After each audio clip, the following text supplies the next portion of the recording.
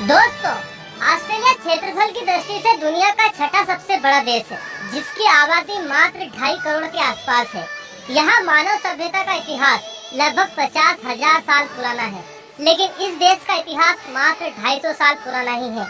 वो इसलिए क्योंकि अफ्रीका, अमेरिका और एशिया के बाद यूरोपियंस की नजर इस महाद्वीप पर पड़ी थी। सबसे आखिरी में जब अमेरिका अंग्रेजों के हाथ से छूटा, तो अंग्रेजों ने यहाँ अपनी कॉलोनियों का विकास किया और आगे चलकर यहाँ रह रहे मूल निवासियों का पूरी तरह से सफाया कर दिया। आज भी यहाँ दुनिया में सबसे ज्यादा स्किन कैंसर के मामले सामने आते हैं। हमारे एक्स-मैन के हीरो ह्यूज जैकमैन भी इसी बीमारी से पीड़ित है। इसका प्रमुख कारण है कि ये जमीन जहाँ ये लोग रह रहे हैं, यह इनकी कभी थी ही नहीं। ये लोग यूरोप से यहाँ बसने के लिए आए थे और जिन लोगों की यह जमीन थी, वो आज के समय बस मुट्ठी भर ही बचे हुए हैं। तो आइए दोस्तों, आज बात करते हैं ऑस्ट्रेलिया के इतिहास के बारे में कि किस तरह से ऑस्ट्रेलिया ने कोलोनिज्म से लेकर ऑस्ट्रेलियन फेडरेशन तक का सफर तय किया। तो आइए शुरू करते हैं। ऑस्ट्रेलिया विश्व का सबसे छोटा महाद्वीप है, जिसमें ऑस्ट्रेलिया जैसा बड़ा देश आता है। ऑस्ट्रेलिया की खोज सन 1610 में एक डच निवासी डर्क हार्टोग ने की थी। हालांकि 16वीं शताब्दी में कुछ डच, स्पेनिश और पुर्तगीज नाविकों ने अपनी साउथ ईस्ट एशिया की यात्रा के दौरान ऑस्ट्रेलिया के तटों को पहले ही देख लिया था। अपनी यात्राओं के दौरान प्रमुख यात्री मेगलन, मेंसिस और मोनहाना ने यहाँ की यात्रा की थी, लेकिन उन्होंने यहाँ उतरने का प्रयास नहीं किया। लेकिन सन 1606 में डच अधिकारियों ने विलियम जोन्स के नेतृत्व में ड्यूफकेन नामक एक जहाज को इन नए क्षेत्रों की खोज के लिए भेजा। वो और भी कुछ नए क्षेत्र खोजना चाहते थे ताकि वहाँ भी गरम मसालों का उत्पादन किया जा सके।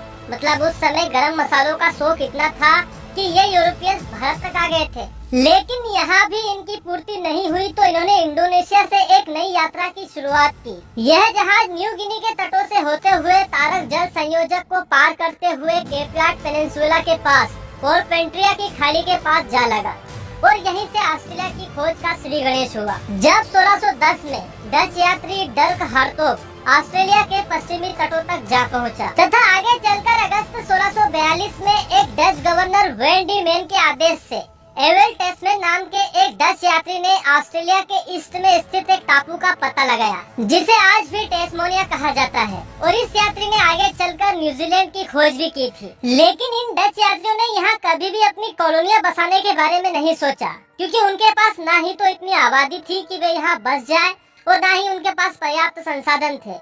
उनकी डच ईस्ट इंडीज यानी कि आज के इंडोनेशिया में एक अच्छी खासी कट रही थी। लेकिन फिर भी उन्होंने इन नए खोजे हुए क्षेत्रों का नाम न्यू हॉलैंड रखा। हालांकि यूरोप में एक देश ऐसा भी था जिसे आप पूरा सौर मंडल भी लाकर दे दो तो वो भी उसे कम पड़े। वो था द ग्रेट ब्रिटेन। जब यूरोप में रिवॉल्यूशन का दौर चल रहा था, तब ब्रिटेन में अपराधों की संख्या भी लगातार बढ़ रही थी। इसके साथ ब्रिटेन में अपराधियों की संख्या भी बढ़ने लगी थी, जिस कारण से इन अपराधियों को जेल में रखना काफी खर्चीला हो गया था। इसलिए ब्रिटेन अपने अपराधियों को ब्रिटेन से तड़ीपार कर देता था। शुरू में जब अमेरिकन महाद्वीप की खोज हुई थी, तो ब्रिटेन उत्तरी अमेरिका में अपने अपराधियों को भेजता था। लेकिन आगे चलकर जब अमेरिकी क्रांति के बाद अमेरिका ब्रिटेन के हाथों से निकल गया, इसलिए अब ब्रिटेन को एक नए क्षेत्र की आवश्यकता होने लगी। हालांकि ऑस्ट्रेलिया की खोज भले ही डचियों ने की हो, लेकिन ऑस्ट्रेलिया के बारे में ज्यादा से ज्यादा जानकारी जुटाने का श्रेय कैप्टन जेम्स कुक को ही दिया जाता है, जिन्होंने अपनी पहली यात्रा सन 1769 में की थी। और इन्होंने ही पहली बार ऑस्ट्रेलिया की मेनलैंड भूमि पर ब्रिटिश झंडा फहराया था। इन्होंने जिस स्थान पर पहली बार झंडा फहराया था, वो दरअसल ब्रिटेन के वेल्स से मिलता जुलता था। इसलिए उन्होंने उस स्थान का नाम न्यू साउथ वेल्स रखा। जिसके बाद ब्रिटेन ने इन नए क्षेत्रों का इस्तेमाल बिल्कुल उसी तरह किया जैसा वो पहले अमेरिकन कॉलोनियों में करता था। उसने अपने अपराधियों को ऑस्ट्रेलियाई महाद्वीप में भेजना शुरू कर दिया। 26 जनवरी सन 1788 में अपराधियों की पहली खेप ऑस्ट्रेलिया पहुंची थी, जिसमें 750 नागरिक थे। ये यहाँ अपने अपराधों के कारण मजबूरी में आए थे। दोस्तों, आज भी 4 ऑस्ट्रेलियाई नागरिकों में से एक ऐसा है जिसका पूर्वज किसी न किसी अपराध की सजा काटने ऑस्ट्रेलिया आया था। अब जैसे ही अमेरिकन कॉलोनियां ब्रिटेन से आजाद हुई, तो ऑस्ट्रेलिया में अपराधियों को भेजने की संख्या भी बढ़ने लगी। अब हर साल हजारों कैदियों को ऑस्ट्रेलिया भेजा जाने लगा, जिससे न्यू साउथ वेल्स की आबादी बढ़ने लगी। और आगे चलकर ब्रिटेन ने सन 1799 में पहली बार बहुत सी भेड़ें भी ऑस्ट्रेलिया भेजी। लेकिन जब 1851 के बाद अब यहाँ सोने की खानों का पता चला, तो ब्रिटेन से हजारों नागरिक भी आकर्षित होकर ऑस्ट्रेलिया पहुँचने लगे, क्योंकि अब तक लोग मजबूरी में यहाँ आते थे, लेकिन अब लोग लालच के कारण ऑस्ट्रेलिया आने लगे और धीरे धीरे ऑस्ट्रेलिया में खेती और भेड़ पालन का व्यवसाय विकसित होने लगा। लेकिन ऑस्ट्रेलिया का इतिहास इतना भी आसान नहीं है, क्योंकि ये यूरोपियंस जहाँ जहाँ भी गए हैं, इन्होंने अपने साथ एक काले इतिहास को भी जोड़ा है। अमेरिका और ऑस्ट्रेलिया का इतिहास लगभग एक जैसा ही है, क्योंकि यूरोपियंस ने अमेरिका में भी वहाँ के मूल निवासियों को पूरी तरह से उनकी जमीन से बाहर कर दिया था। ठीक उसी तरह ऑस्ट्रेलिया में भी ऑस्ट्रेलिया के मूल निवासियों पर बहुत अत्याचार किए गए थे और उसी का ही नतीजा है कि आज वर्तमान में ऑस्ट्रेलिया की आबादी में मात्र 3% आबादी ही मूल निवासियों की बची हुई है। अंग्रेजों के ऑस्ट्रेलिया आने से पहले यहाँ पर मूल निवासियों की अलग अलग ट्राइब्स निवास करती थी, जिन्हें अबोरिजिनीज कहा जाता है। जब पहली बार जेम्स कुक ऑस्ट्रेलिया आए थे, तब उन्हें इन मूल निवासियों के विरोध का सामना भी करना पड़ा था तथा सन 1788 से लेकर 1794 तक इनके बीच फ्रंटियर्स वॉर भी लड़े गए।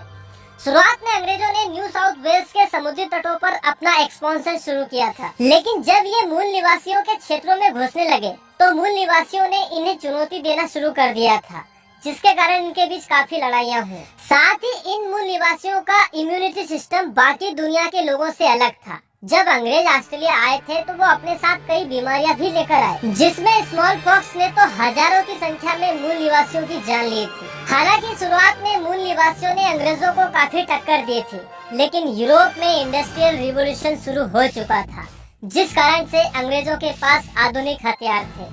भले ही गन पाउडर की खोज चाइना ने की हो, लेकिन गन पाउडर का सही इस्तेमाल यूरोपियंस ने ही किया था। और जब उसी गन पाउडर का इस्तेमाल करके अंग्रेजों ने चाइना को हरा दिया, तो ये ऑस्ट्रेलिया के मूल निवासी क्या थे?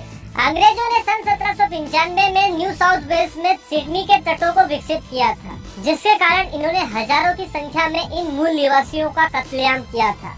सबसे ज्यादा हत्याएं क्वींसलैंड में हुई थी, जहां माना जाता है कि कम से कम 24,000 मूल निवासी मारे गए थे।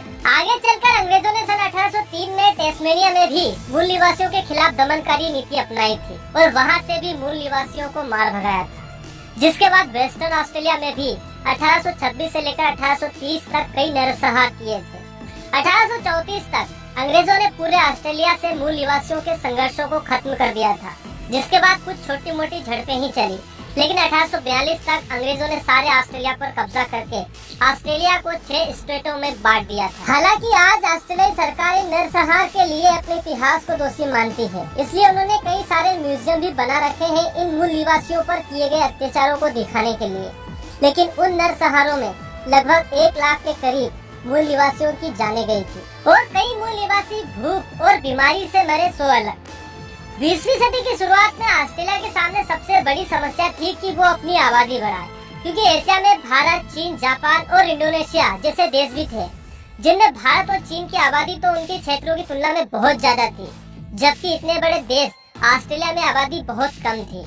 इन्हें हमेशा से डर था कि कहीं एशियाई मूल के लोग इस महाद्वीप पर आकर अपना हिस्सा न मांग लें। इसलिए इन्होंने अपने देश की आबादी बढ़ाने के लिए यूरोप से आने वाले लोगों के लिए अपने देश के मार्ग खोल दिए, ताकि ज्यादा से ज्यादा यूरोपियंस ऑस्ट्रेलिया में आकर बसे। लेकिन इन्होंने एशियाई लोगों को अपने आसपास भी भटकने नहीं दिया। हालांकि उस समय ब्रिटिश रॉयल नेवी इतनी खतरनाक और ताकतवर थी कि किसी दूसरे देश ने ऑस्ट्रेलिया की तरफ देखा भी नहीं। बाद में 1891 के बाद ऑस्ट्रेलिया के इन 6 स्टेट ने मिलकर एक संघ बनाने का निर्णय लिया तथा 1 जनवरी 1901 को New South Wales, Tasmania, Victoria, Queensland, South Australia और वेस्टर्न ऑस्ट्रेलिया ने मिलकर एक ऑस्ट्रेलियाई फेडरेशन की स्थापना की, जिसे ब्रिटिश पार्लियामेंट ने अपनी मान्यता भी दी। लेकिन यह स्वतंत्रता बस नाम की ही थी, क्योंकि विदेश नीति जैसे महत्वपूर्ण मामलों पर अभी भी ब्रिटेन का ही राज था। यह जरूरी भी था, क्योंकि ऑस्ट्रेलिया को अपनी रक्षा के लिए ब्रिटेन की आवश्यकता थी। हालांकि प्रथम विश्व युद्ध के बाद ब्रिटेन के लिए ऑस्ट्रेलिया पर पकड़ बनाना मुश्किल हो गया था, क्योंकि वर्ल्ड वॉर 2 के दौरान जब ब्रिटेन यूरोप में व्यस्त था तो ऑस्ट्रेलिया को जापान से खतरा महसूस होने लगा तथा 1941 से ऑस्ट्रेलिया ने ब्रिटेन की जगह अमेरिका को प्राथमिकता देना शुरू कर दिया तथा आगे चलकर 3 मार्च 1986 को ऑस्ट्रेलिया पूरी तरह से ब्रिटेन से अलग हो गया। अभी हाल ही में 31 दिसंबर 2020 को ऑस्ट्रेलिया ने अपने राष्ट्रगान में कुछ बदलाव किए हैं। इस राष्ट्रगान में कुछ शब्द हैं यंग एंड फ्री, जिसे अब बदल दिया गया है, क्योंकि भले ही ये लोग 250 सालों से ही ऑस्ट्रेलिया में बसे हों, लेकिन ऑस्ट्रेलिया का इतिहास 50,000 साल पुराना है। इसलिए अब यंग एंड फ्री की जगह वन एंड फ्री कर दिया गया है। ऑस्ट्रेलिया के कई राजनेता ऑस्ट्रेलिया की मूल जनजातियों पर हुए अत्याचारों के लिए माफी मांग चुके हैं, लेकिन आज भी इन जनजातियों पर अत्याचार होते हैं। जब भी कोई बड़ा प्रोजेक्ट ऑस्ट्रेलिया में शुरू होता है तो इन जनजातियों को अपने क्षेत्र छोड़ना पड़ते हैं। अमेरिका और ऑस्ट्रेलिया का इतिहास लगभग एक जैसा ही है, लेकिन फिर भी अमेरिका में एक समय के बाद वहाँ के मूल निवासियों पर अत्याचार बंद हो गए थे, लेकिन ऑस्ट्रेलिया में तो 1920 तक भी कई छोटी मोटी लड़ाइयाँ इनके खिलाफ होती रही हैं। यहाँ तक कि 1980 के दशक में तो इन्हें वापिस जंगलों में रहने का आदेश तक दे दिया गया था, और आज भी ये लोग इतने बड़े देश में भी सुरक्षित नहीं है। दोस्तों, ऑस्ट्रेलिया बहुत बड़ा देश है। क्षेत्रफल की दृष्टि से यह विश्व का छठा सबसे बड़ा देश है। यहाँ तक कि भारत की तुलना में भी यह भारत से 2 गुना से भी बड़ा है, जबकि यहाँ की आबादी मात्र 2.5 करोड़ के आसपास ही है। तो दोस्तों, आज का वीडियो यही खत्म करते हैं। आशा करता हूँ कि आपको वीडियो जरूर पसंद आया होगा। अगर यह वीडियो पसंद आया तो इसे लाइक कीजिए, अपने दोस्तों के साथ शेयर कीजिए, बाकी सब्सक्राइब जरूर कीजिएगा। तो दोस्तों, इसी के साथ विदा लेते हैं। जय हिंद, वंदे मातरम।